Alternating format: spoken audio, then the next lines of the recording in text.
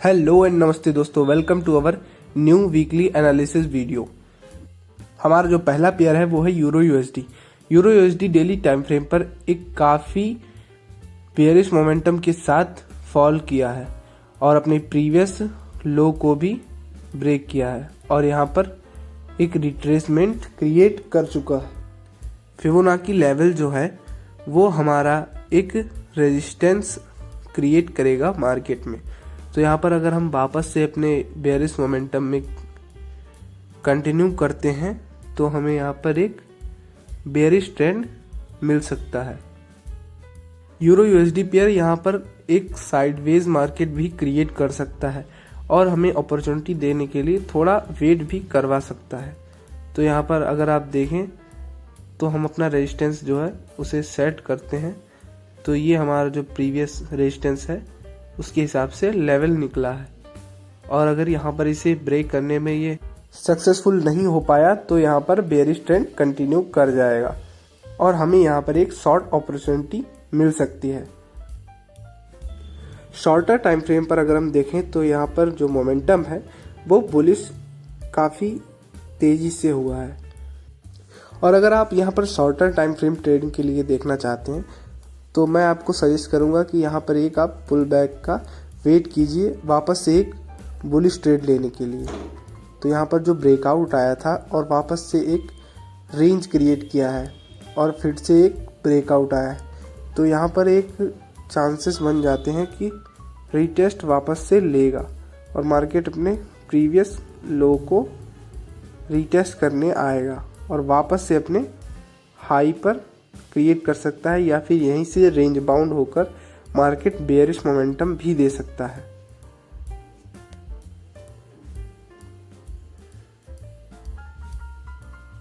Next हमारा जो pair है वो है Australian dollar versus US dollar. यहाँ पर मार्केट काफ़ी ज़्यादा टाइम से साइडवेज था और अगर हम शॉर्टर टाइम फ्रेम पर देखें तो मार्केट अभी थोड़ा सा बुलिश हुआ है और हायर हाई और हायर लोस बनाना क्रिएट किया है।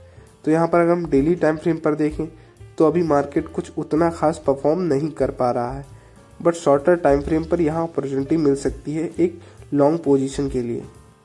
डेली टाइम फ्रेम पर मार्केट एक रेजिस्टेंस को फेस कर रहा है, अगर ये यहाँ पर सक्सेसफुली इसे ब्रेक कर नहीं पाता है तो वापस से हम एक बेयरिश ट्रेड ले सकते हैं शॉर्टर टाइम फ्रेम पर। नेक्स्ट हमारा जो पेयर है वो है पाउंड वर्सेस डॉलर। पाउंड यहाँ पर काफ़ी सिमिलर है यूरो यूएसडी की तरह, एक बेयरिश मोमेंटम दिया, वापस से एक बेयरिश फ्लैग पैटर्न क्रिएट किया और यहाँ पर चांसेस बन जाते हैं कि ये पेयर जो है वो वापस से एक बेयरिश ट्रेंड कंटिन्यू करेगा। डेली टाइम फ्रेम पर अगर हम देखें तो हमारा जो नियरेस्ट रेजिस्टेंस है वो इस लेवल के एरिया के अराउंड है। तो हमें वेट करना चाहिए एक स्विंग ट्रेड लेने के लिए जो कि हमारा ट्रेड होगा डाउन साइड के लिए, बट यहाँ पर जो हमारा शॉर्टर टाइम फ्रेम ट्रेड होगा वो हम यहाँ पर लॉन्ग ट्रेड ही प्लान करेंगे और अपना जो टारगेट है वो रेजिस्टेंस के अराउंड ही रहेगा। अगर हम बात करें यूएसडी सीएचएफ की तो यूएसडी सीएचएफ ने हमारा जो प्रीवियस सपोर्ट है उसे ब्रेक कर दिया है। इस पेयर ने अपना एक बेयरिश मोमेंटम देने के बाद अपने लोअर हाई को ब्रेक किया है और वापस से एक रेंज बाउंड मार्केट में घूम रहा है। तो यहाँ पर चांसेस बढ़ जाते हैं कि एक वापस से एक बुलिश मोमेंटम आ सकता है। मार्केट यहाँ पर कुछ टाइम के लिए इस रेंज के अंदर घूम सकता है। मार्केट यहाँ पर कुछ इस तरह से बिहेव कर सकता है। अगर इस रेजिस्टेंस को मार्केट सक्सेसफुली ब्रेक नहीं कर पाता है तो वापस से अपने बेयरिश ट्रेंड को कंटिन्यू करेगा और अगर ये इसे ब्रेक कर देता है तो अपने जो हायर रेजिस्टेंस है उसे ब्रेक करने के चांसेस यहाँ पर बढ़ जाएंगे। बट जो मार्केट कंडीशन है वो तो यही दिखाती है कि यूएसडी सीएचएफ अभी बेयरिश ही रहने वाला है। तो हम यहाँ पर अपना जो ट्रेड है वो शॉर्ट पोजीशन में एग्जीक्यूट कर सकते हैं अपने प्रॉपर रिस्क मैनेजमेंट के साथ। बात करते हैं गोल्ड की तो एक kind of higher low create कर चुका है और एक वापस से बुलिश मूव देने की तैयारी कर रहा है और अगर हम यहाँ पर देखें जो हमारा एंट्री एरिया रहेगा वो इस ट्रेंड लाइन के अराउंड ही रहेगा, क्योंकि जो मार्केट कंडीशंस हैं वो अगर हम लॉन्गर टाइम फ्रेम पर देखें तो यहाँ पर साइडवेज ही नज़र आएंगी, बट शॉर्टर टाइम फ्रेम पर गोल्ड काफ़ी बुलिश हो चुका है।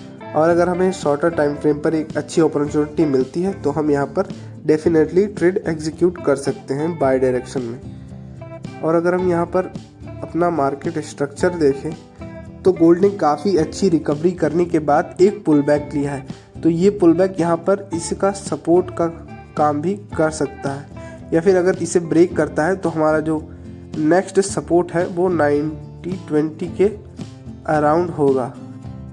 शॉर्टर टाइम फ्रेम के लिए जो हमारे लेवल्स होंगे वो इस तरह ही होंगे, क्योंकि हमारा जो शॉर्टर टाइम फ्रेम है वो देखने पर यहाँ पर जो रेंज बाउंड मार्केट है उसके अकॉर्डिंग हमारा जो सपोर्ट है वो 90-70 के अराउंड होगा और जो हमारा रेजिस्टेंस है वो उससे ऊपर होगा।